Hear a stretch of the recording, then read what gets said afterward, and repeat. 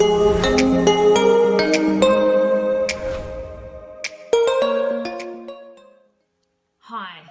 this is how we're going to start the day with 7 stellar stretches. Great way to kick off the morning, so grab your mat, roll it out, and I'll see you on the floor soon. Just remember, the only bad stretch is the one you didn't do. So these 7 stretches are predominantly focused on your back and posture, but you'll also feel it in other areas of the body. You'll also get some modifications, so just go with the flow. We're going to start off with a warm-up, roll like a ball. It is the best way to start the day. However, if you suffer from osteoporosis, bulging, or any herniated discs, I suggest you sit this one out. So set yourself up, tuck your knee in, draw your navel in, and start to roll. This will strengthen your abs. It will stabilize that beautiful C shape in your spine. It will build strength in the abdominal muscles and massage your spine at the same time by reducing tension. You'll find as you do this more often, it will improve your balance, mobility, and spinal articulation. And it is perfect for keeping your spine healthy and flexible. You may find that you're bumping instead of rolling, so keep that ball tight, tuck your chin in, keep your knee close to your chest. Remember, consistency is key.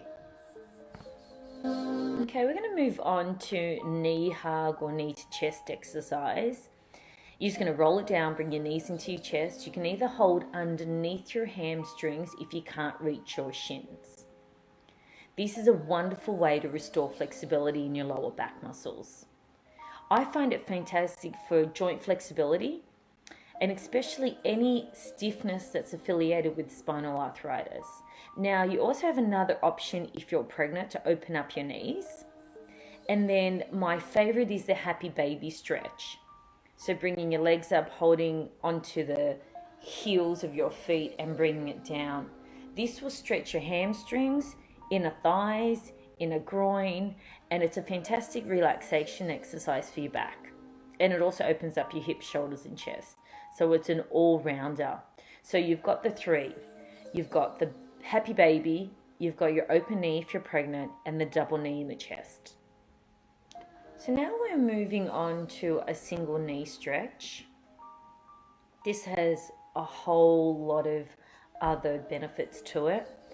Holding one knee into the chest, you can extend the other, or you can bend that extended knee if you're finding any additional strain in your lower back. This is great for me because I'm in and out of a car quite regularly, so it reduces the pain in my knee joints and my back. So these exercises will reduce tightness in the muscles surrounding your knee and increase flexibility in your back and your hips at the same time. So you actually have 2 options here.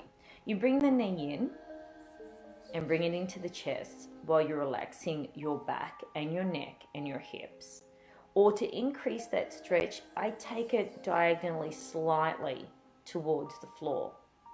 It just gives me a bit more of a stretch and opening in my hip area where I'm quite tight. And I hold these for about 5 to 10 seconds each time. This stretch will lead on to the figure 4 piriformis stretch. So when you're ready, bend your knees, cross one leg over the other, thread one hand through and entwine it with the other and draw that knee into the chest. Once you get the hang of this, start holding it for 10 seconds, then work your way up to 30. That would be ideal. Now, your piriformis muscle is a muscle that sits underneath your glute, and it's responsible for all those sudden changes of directions you might make. Now, if you have a tight piriformis, this will definitely lead to lower back pain, really tight hamstrings, and tight hip flexors.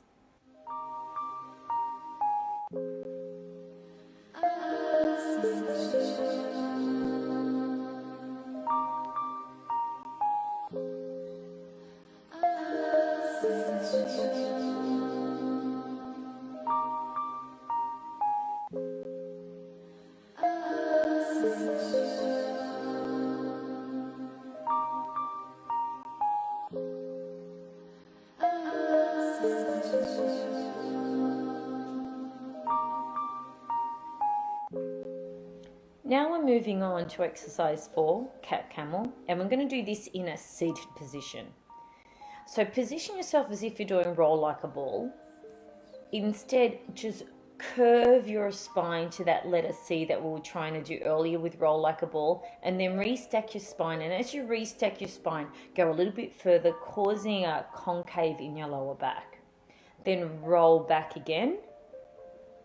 And when you're ready, bring it forward, restack your spine, stick out your chest, and create a concave in your lower back. This is basically a spinal mobilization exercise, so it helps you loosen up your spine. It's really good for stretching and strengthening the muscles that stabilize your spine. So that's called the erector spinae, the two muscles that run on either side of your spine. Now I'm going to show you the other version of this, which you'd be a little bit more familiar with, on all fours. So your 4-point camel stretch. So we roll it up, get that letter C going, and we concave. You'll see here that my wrists, my elbows and shoulders are all in alignment, along with my hip and my knees.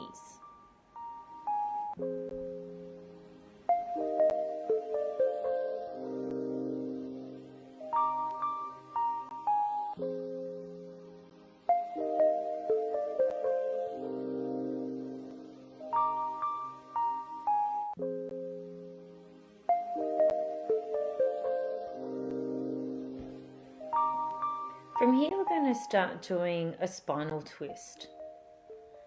Now, if you're sitting at your desk all day or curled up on a couch, this is what you need to start doing. So you're on all fours. I'm reaching up with one hand. I'm looking up to the hand, focused on the ceiling.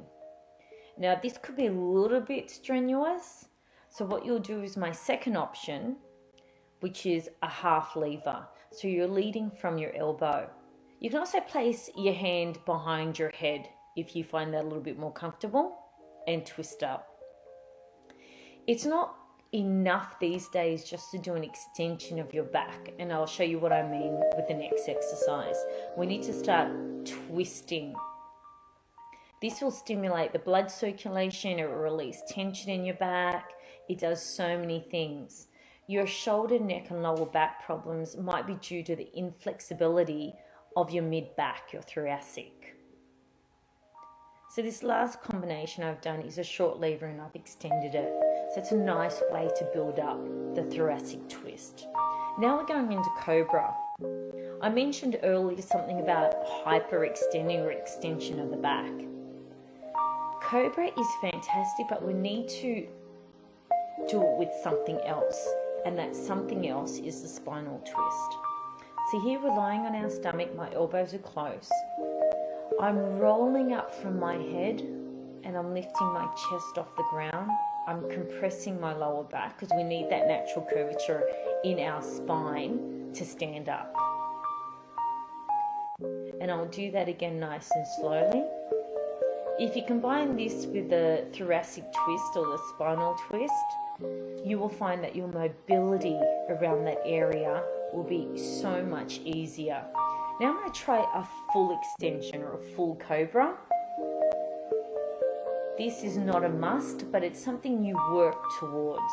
You make sure your hips are on the ground and you make it a nice, slow, gradual lift. Only come up as high as you feel comfortable.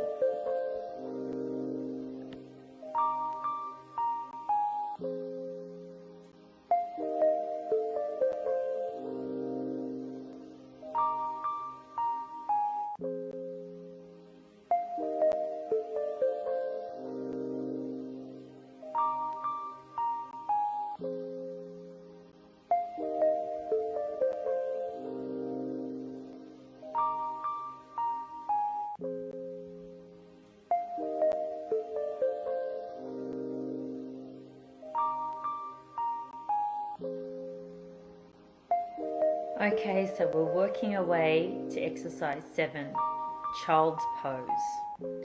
This is a really nice way to finish up. It's a gentle stretch for your back, hips and thighs and ankles.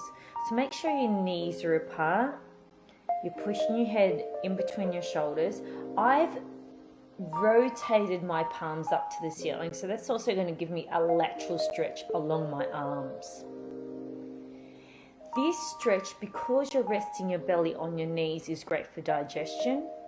And because we tend to dump a lot of weight on our lower part of our back, this stretch will lengthen our lower back as well. So automatically your legs open up, your hips open up, your shoulders open up, and with the rotation of your wrist with your palms facing the ceiling, you're getting added benefit.